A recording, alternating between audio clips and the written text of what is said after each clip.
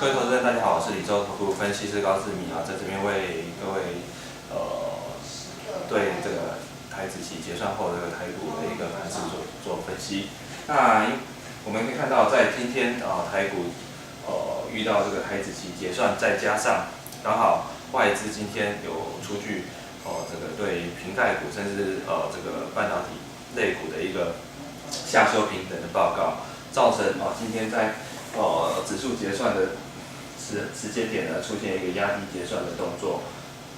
那也让指数是在跌破年线之后，再往下向下破底，那失守8700点的最后收盘是收在8655点，离去年底收盘8611点仅增加44点哦。那如果再往下跌破的话，恐怕这个台股的向下的压力就会比较大，所以就目前来看的话，市场的气氛也以及目前的技术面来看的话，都是还是偏向空头的格局。尤其我们可以发现，在周一大跌255点的时候呢，成交量是放大到1000亿元哦。那虽然周二出现反弹，但是呈现一个量缩的一个走势。那今天周三又出现白点大跌，又是出现1000亿元的一个成交量，所以显然是下跌有量，反弹无量，下跌有量的一个格局哦。所以很明显，现在目前还是以空头走势，或者是空头形态的一个趋势。所以就目前来讲的话，操作上还是要保守一些。那如果持股比重现在能高于50%以上的投资人，最好还是要降低持股比重。那当然，跌破年线的个股要优先做一个替换的动作。那在盘势还没有出现一个明显的趋势之前呢，还是以现金为主哦，等待向下测试低点之后，出现一个大量1000亿元的一个大量反转点的时候，再择优来进行布局。另外观察点也是会是在外资期货的部分，因为今天在期货结算的同时，外资在空单又增加了净空单8027口那整个未平仓能高达2万口以上，所以就目前来讲的话，外资对于台股的后市还是偏空看待尤其我们可以看到，它在现货以来是呈现一路卖超的，近1个月来已经卖超近1000亿元。那值得注意的是，在今天台股跌100多点的同时呢，其实外资只卖了35亿元并没有想象中的多，显示目前整个盘势气氛是非常的弱。只要外资稍做一个卖超的动作，就会造成台股出现比较大幅的一个回档。那因此，就目前来讲的话，投资人都还是像我刚刚讲的，还是要整个操作上还是偏保守。那除非看到外资在现货开始由卖转买，甚至期货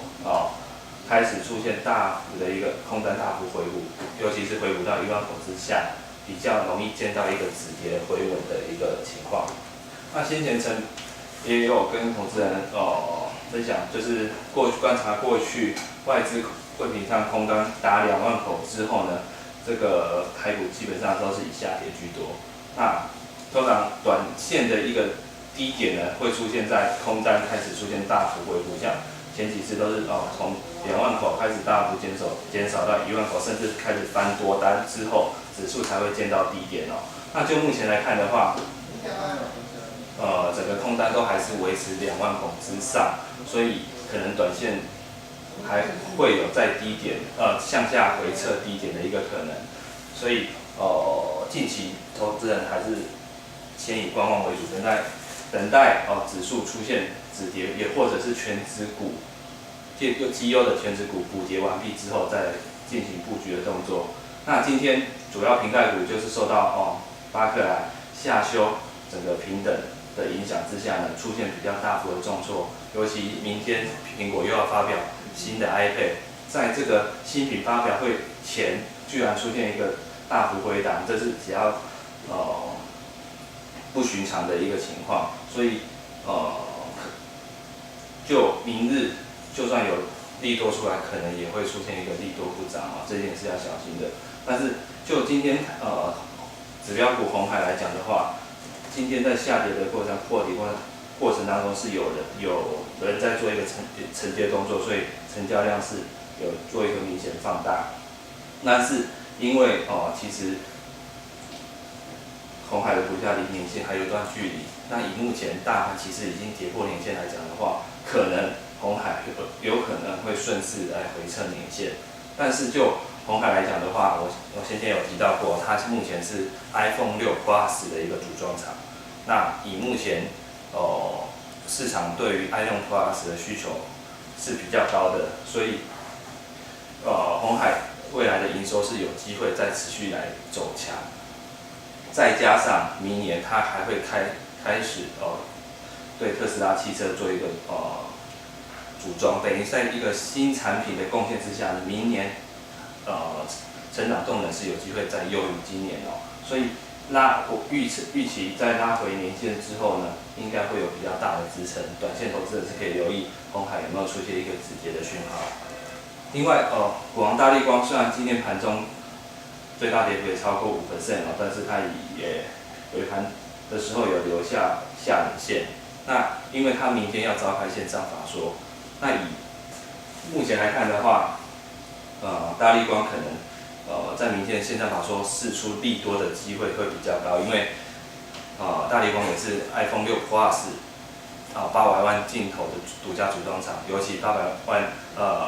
此次的800万画素的镜头是有搭载光学防手震，不管是单价也或者是毛利率会优于这个 iPhone 6的一个镜头，所以当整个 iPhone 6 Plus 镜头出货比重越高，越有利整个大立光未来的毛利率甚至 EPS 的一个上修，所以预期这个大立光明天法说释出利多的机会非常高，所以有可能在周五股价有机会会向上反应，或许可以稍稍激励整个苹果供应链出现一个止跌的一个情况。不过在族群中可能要留意这个 PCB 族群因为我们可以发现不管臻鼎台骏都有持续向下破底的一个迹象，但主要是来自于这个日元持续贬值，那会让未来整个日本的一些相关竞争厂商比较有这个一个报价的一个竞争优势，所以市场会担心未来可能他们的一些订单会转到苹果这个日本的一些竞争厂商，所以他们是未来是有一个订单的一个流失风险。那当然其中嘉联益又因为它是这个盛华的上游，所以它随着盛华申请重整，它可能接下来的应收账款会收不回来，所以它势必要先做一个提列带账的动作。那以嘉联益对盛华的应收账款来估算的话，可能会侵蚀到它今年的 EPS 大概将近1块钱的一个水准等于是上半年都做白工了。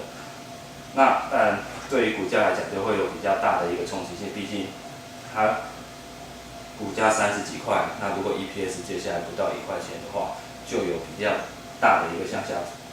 回撤风险。尤其今天股价是向下跌停，而且是跌破年线。那如果明天再往下跌的话，可能会有比较大的一个修正。所以投资人要避开目前来讲的话，在苹果供应链要避开 PCB 的相关族群。那近期可以留意的可能是伊波拉的相关概念股因为在美国除了传出首例死亡病例之外呢，又传出首例本土感染的病患，那等于说美国这一个关卡已经失守，甚至以学者有推估，大概3周内伊波拉有机会传到中国去。那由于中国其实跟台湾的一个旅客往来是非常密切的，如果当中国也开始传出病例，会造成台湾一般民众的恐慌。那根据过去经验呢，当疫情开始传到国内的时候呢，相关的一些防疫概念股股价就会出现比较大的涨幅。我们观察到2003年 SARS 期间，整个防疫概念股他们的股价上涨期间长达3个月，那期间涨幅高达90%到1.3倍哦，那幅度是非常的大，甚至在2009年 H1N1 的时候，股价上涨期间是长达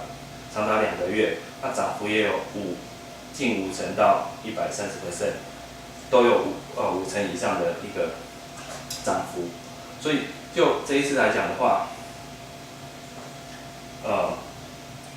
就这次来讲的话，如果这个中国开始传出病患的话，可能这些相关概念股价就会开始持续向上反应，因为就非洲来讲的话，他们的一个死亡几率还蛮高的，那不排除接下来可能伊波拉的一个病毒会有一个病变的可能，那未来就可能会有出现一个飞沫传染，所以可能会造成市场的一个比较恐慌的一个心理，所以我认为相关概念股是短期间投资人比较可以留意的，毕竟以目前盘面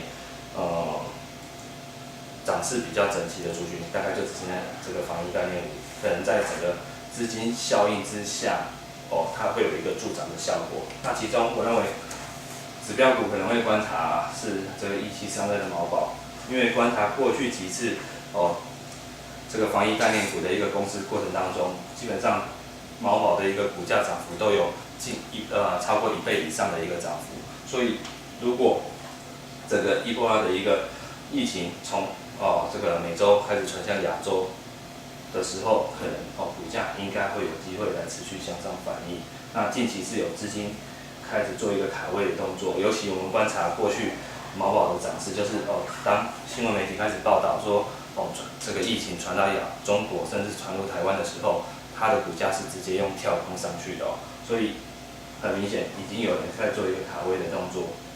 所以我认为短线上如果股价有出现一个拉回，投资人是可以可以去累积押宝，说可能接下来有机会股价再向上来做一个反应。那另外一档基期稍低一些的则是9919的康拉香，近期股价也是有在底部开始出现放量，尤其我们可以发现它其实是均线纠结后呈现突破，只是它目前股价还没有向上突破年线的反压。那比较积极的投资人呢，可以等待它突破年线之后，应该说确立突破年线之后再做一个追加，或许是有机会挑战前波高点的一个机会。那以上是这边为各投资人所做的分析，预祝投资人可以操作顺利，谢谢。